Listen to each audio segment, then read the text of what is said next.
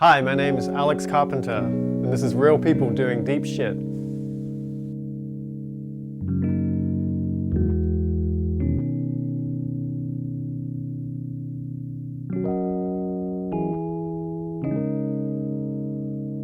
So this store, East Village Vintage Collective, my girlfriend opened 4.5 years ago. We do have guest vendors and we do have consigners.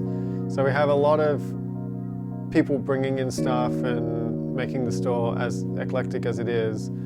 We source it from a number of different places. I mean, a lot of it comes from just thrifting around, and since we have another store in Jacksonville, Florida, we do the drive from New York to Florida pretty frequently, and we're just always looking for the smallest, weirdest town along the way that we can stop at and just try this random thrift store that we come across, or a yard sale, or we focus on essentially 40s through the 90s, but I would say a strong focus on 70s, 80s, 90s.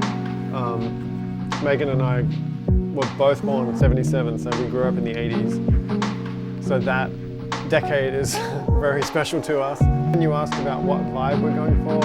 Yes, we do focus on 40s through the 90s, but we are also looking for unique pieces. We try and, find anything with pop culture references is always popular here. The colourful, the weird, the things that maybe fell through the cracks, but also the things that were popular in those eras. We definitely like to be more than just a shop. We're residents of the East Village.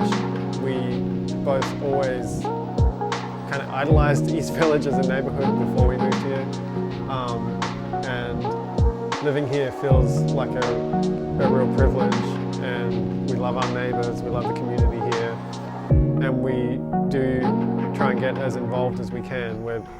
So we met Ryan just when he moved into his space. He came and introduced himself and started offering a free Kundalini class for local merchants. I do appreciate the philosophy aspect of yoga and specifically Kundalini, as far as how Ryan sort of explained it to me, because I didn't know too much about it before. But my background is in music, and I actually studied a little bit of philosophy also,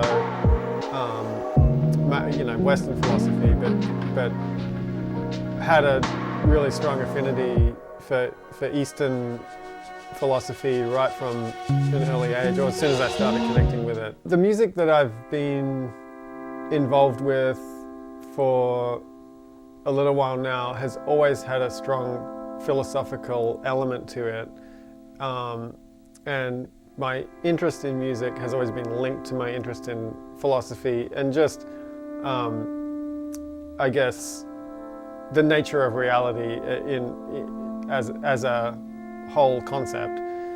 Music just seems very linked to that concept to me. So I tried to reduce all of this.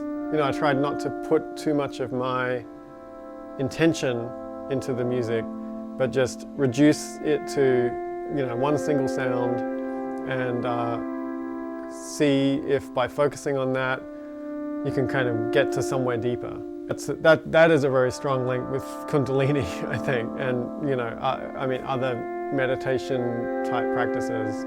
It's this I like to use the word excavation. It's like brushing away the dirt and getting to the real core of something and really having a direct experience. When I moved to New York, I had fewer resources. I didn't know as many people. I didn't have such a history here, so I wanted that same kind of saturated sound that I would get from multiple musicians, but with fewer people.